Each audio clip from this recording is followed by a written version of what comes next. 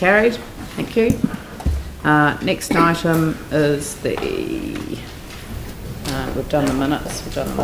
Item number 11, maintenance levels, road maintenance, land drainage, water and wastewater maintenance status report. This came through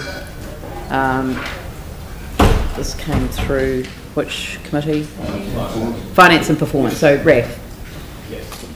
Hello. Okay, we've got two reports here, one on road maintenance and one on parks, which we'll get to. And the important thing really here is that we're finally getting some good data. And without good data, you can't have good accountability and good governance. So this is a real step forward. So congratulations to staff on that, wherever they are.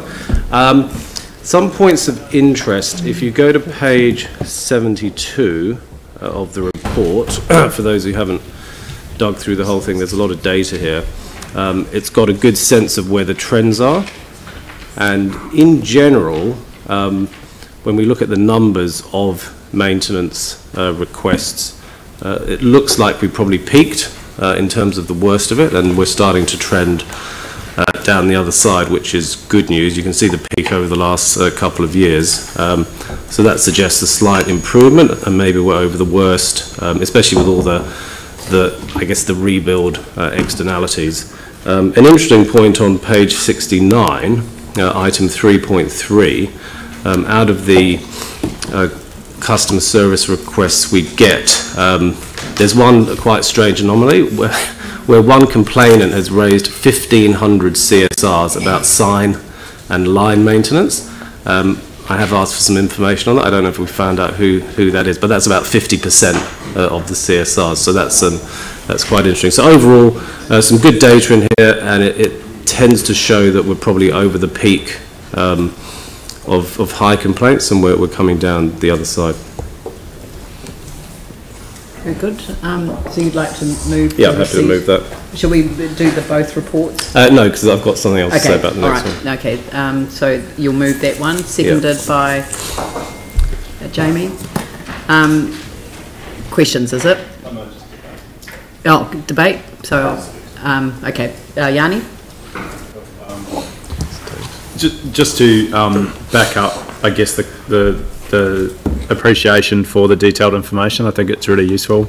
I think there's two other things that just need to be said, and that is that part of the problems is the way in which we're monitoring the requests and the work that's being done allocated to each request. So I think staff have advised that there is ongoing work with the contractors and with our IT systems to get a much more robust way of monitoring what happens when people put complaints in.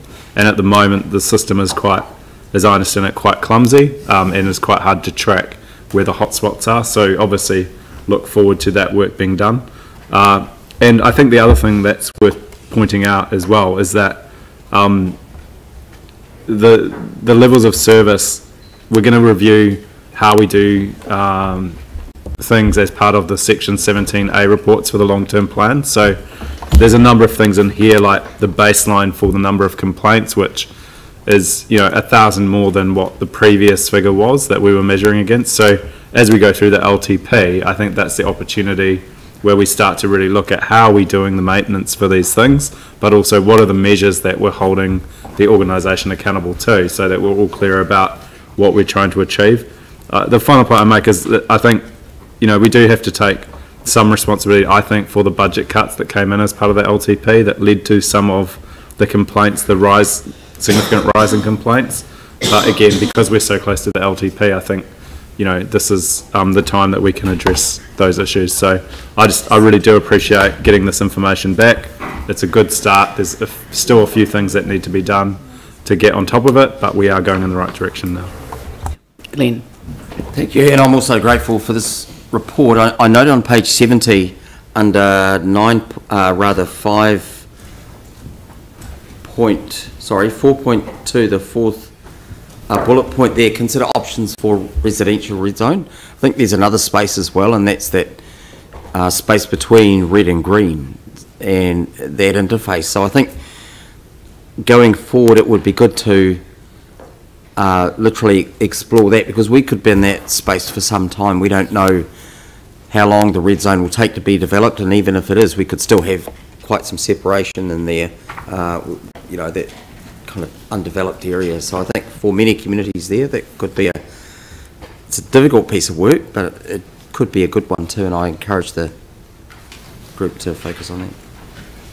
Thank you. All right, I'll put the motion. All those in favour say aye. Aye. Those opposed say no. That's carried. Thank you.